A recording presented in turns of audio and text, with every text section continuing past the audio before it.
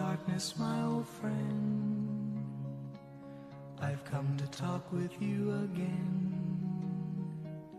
because a vision softly creeping left its seeds while I was sleeping, and the vision that was planted in my brain still remains within the sound of silence. Hello everybody, and we are here today to talk a little bit about the Holocaust. We're going to hit this kind of fast and furious today. So your overall objective here, we're working on Tennessee U.S. History Standard 70. You need to be able to examine the American reaction and response to the Holocaust. So there's a couple of questions you need to answer. These will be our discussion questions after the video. You need to be able to examine ways in which the Nazis treated non-Aryans and what the final solution is. Okay, so the persecution is going to begin on April 7th, 1933, a few months after Hitler is elected Chancellor of Germany. Hitler orders all non-Aryans to be removed from the government jobs. And we'll talk about why I keep putting Aryan in quotation marks in a second. Removing all of the non-Aryans from government jobs, this is really a first move for Hitler in what he considered to be the purification of Europe, of purifying Europe of all of these non-Aryans. One of the things he forced Jewish people to do was they had to wear a yellow Star of David patch. And that did a couple of things. One, it meant that everybody around you could identify you as a Jewish person. And then that would make it easier for them to discriminate against you because they knew you were a Jewish person, so they didn't have to do certain things for you. Very soon after, all Jews can't work in government jobs. Jewish children won't be allowed to go to public schools. Then Jews won't be able to be served in restaurants or in hospitals. And it's just going to move progressively on from there. The Holocaust, what we call the Holocaust. Holocaust, by the way, translates to death by fire. So the Holocaust is the systematic murder of over 11 million people across Europe. It was not just Jews. Around 6 million of the 11 million were Jewish people, but there were 5 million other people that were not Jewish. So when we talk about Aryan, what Hitler considered Aryan, according to the Nazis, Aryan is a superior race of people of Germanic descent. Okay, and the epitome of an Aryan, okay, basically the whitest you could get, the most German you could get, was blonde hair and blue eyes. Okay. You should remember by now that Hitler had neither of those. But the epitome, like the peak of Germanhood, was blonde hair and blue eyes. In reality, Aryans do exist, but they're not what Nazis think they are.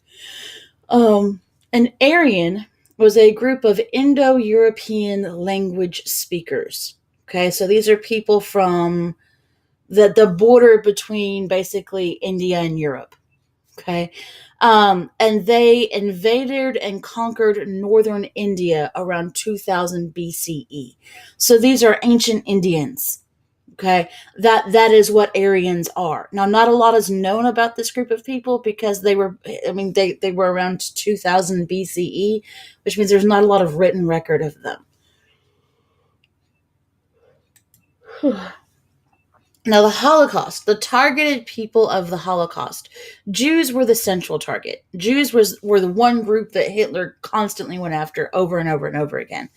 And he is, we talked about this before, Hitler is a demagogue, someone who gains power through fear, hate, prejudice. And he is playing off of the prejudice against Jews, which is known as anti-Semitism, extreme hatred of Jews. You should remember in the Bible, Jews are called the Semites, so anti-Semitism is anti-Jewish. But there are a whole lot of other targets during the Great Depression, or during the World War II for Hitler. The Holocaust also targeted gypsies. They targeted homosexuals.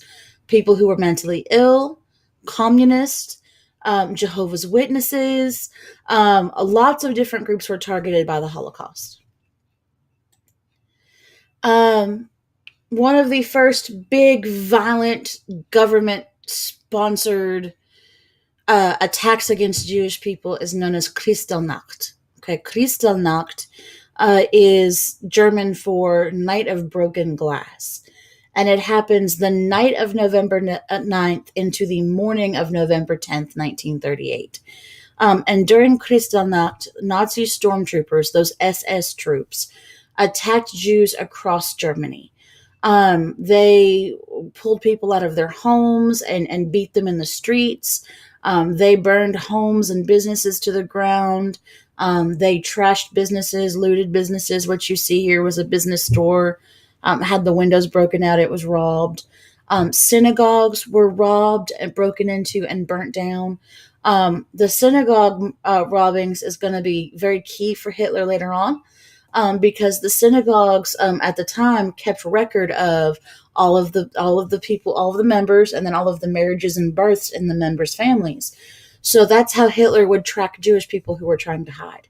He would go through the synagogue records and see who was born and where they are. On this one night, over 100 Jews were killed. 30,000 Jews were arrested, and hundreds and hundreds of synagogues are going to be burned. Now, obviously, Jewish people know they're not welcome and they're trying to leave. Jews are forced to immigrate from their homes in Germany. A lot of countries could not take any more refugees. And it's not what the Germans said, right? The German foreign minister, the German who's in charge of relations with other countries, he said, we all want to get rid of our Jews. The difficulty is no country wishes to receive them. Okay.